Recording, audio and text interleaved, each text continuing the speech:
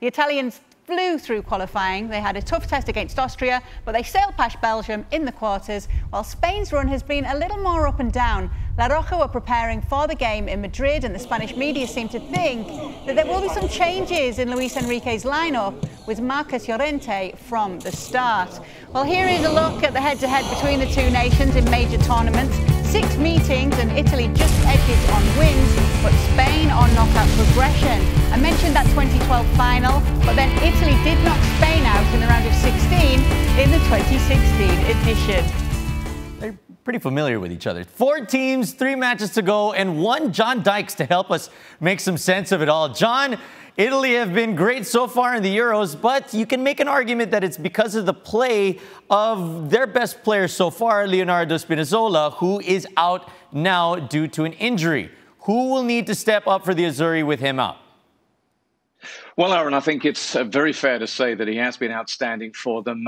Such a shame that he suffered that Achilles injury, but it'll be Emerson Palmieri coming in for him. There is another Roma man who's possibly going to come into this one, and that's Alessandro Florenzi over on the right-hand side. But the thing about this Italian side is that as well as Spinazzola has played and as much energy he's brought, there's so much more to them than that. In particular, Roberto Mancini's side have got an outstanding midfield. He's just found the right balance in this side, by the way, between those grizzled defenders and the flair he's got going forward. But it's in midfield that I'm most impressed by them. Jorginho has been the silent hero of this tournament. He's played more minutes than any other outfielder for the Italians. He manages to set the tempo for the side. He shuts problems down. He opens things up. He's got the running of Verratti, who's carried the ball forward more than anybody, and the class of the youngster, Nicolo Barella. I still call him a youngster, but he just feels like that at the moment. I give them the edge because of what they got going forward. Chiesa's been impressive, and of course Insigne was a real threat in the quarterfinal.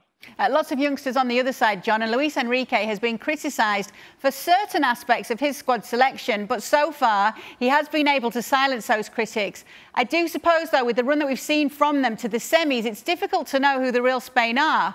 What have you made of them?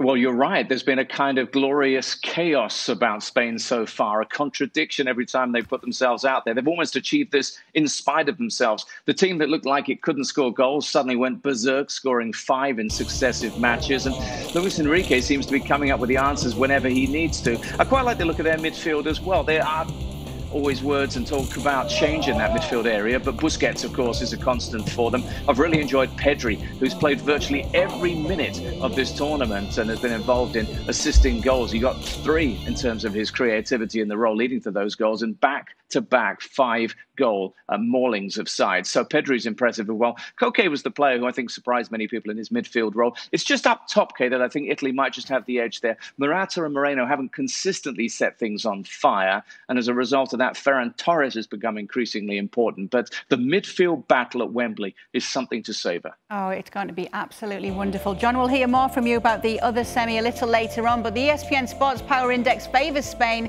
in this latest fixture with a 61% chance of booking a spot in the final. Now, I'm not sure many who've watched both teams this summer would agree, but that is why we love tournament football. There is always a surprise in store.